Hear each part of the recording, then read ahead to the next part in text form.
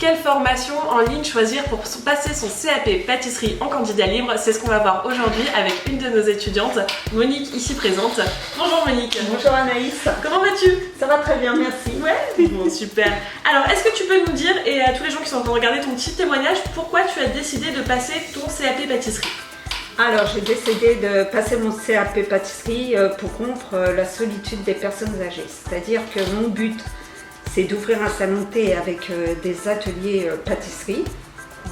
Oui.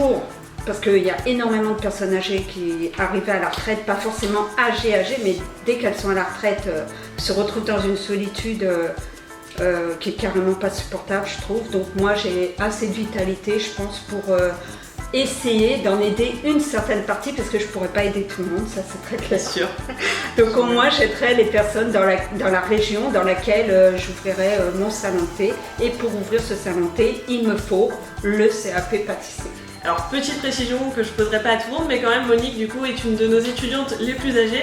Monique, tu as 60 ans actuellement et tu passes ton CAP, ouais. Du coup, pour aider les personnes qui vont arriver vers cet âge-là également. Voilà, c'est ça. C'est juste incroyable. C'est trop un projet vraiment qui est au top, surtout que je connais ton projet un peu plus loin, donc je le trouve vraiment incroyable. Est-ce que tu peux me dire si tu as regardé, avant de sauter le pas vers notre formation, est-ce que tu as regardé d'autres formations en ligne? Oui, j'ai regardé beaucoup, je dois dire. J'ai fait un tour d'horizon. Il y en a qui sont vraiment très chers et puis qui ne donnent pas plus que la formation à laquelle je suis inscrite, c'est-à-dire avec le chef en boxe. Et du coup, est-ce que tu peux nous dire pourquoi tu as choisi la nôtre? Alors déjà, je connaissais puisque j'ai fait des ateliers avec mes petits-enfants et je trouvais que c'était très convivial, facile. Le dialogue est simple, on peut facilement échanger et je trouve que ça c'est hyper important puisque déjà c'est à distance.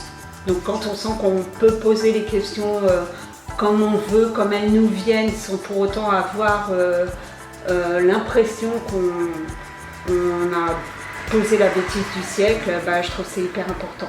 C'est vrai, t'as raison. Du coup, est-ce que tu peux me dire si maintenant ça fait un bout de temps que tu es dans la formation et en plus tu es en stage ici, est-ce que tu peux nous dire si tu es satisfaite du coup du suivi de ta formation? Ah oui, complètement. Alors là, ça je dois dire, moi j'ai rien à reprocher. Comme je disais, je pose les questions que je veux, je poste les créations entre guillemets, parce qu'on va appeler ça comme ça, mais pour l'instant, voilà, des ébauches de créations que je fais. J'ai un retour toujours très, pas toujours ce que j'attends, je vais dire, parce que des fois j'attends des compliments, mais ils tombent pas parce qu'ils sont pas lieu d'être tout simplement, mais je le réalise après. Ça c'est un petit message pour Anthony qui nous regardera après. Voilà, mais bon, c'est jamais méchant les commentaires, c'est toujours en fait très constructif. Faut les prendre. Bien sûr, on n'est pas là pour être méchant. Voilà, c'est ça, exactement. Donc non, il n'y a pas de problème, moi je suis tout à fait satisfaite. Super. Et est-ce que du coup tu as un petit truc à ajouter sur la formation, quelque chose à dire aux gens qui hésitent peut-être à apprendre la formation? D'arrêter d'hésiter parce que en fait l'hésitation c'est une perte de temps. Donc on en voit l'entrepreneuse qui parle. Voilà, donc faut arrêter d'hésiter, à un moment donné, il faut foncer parce que le temps ne se rattrape pas, le temps perdu ne se rattrape jamais. Tu as bien raison. Super, merci beaucoup Monique. De rien.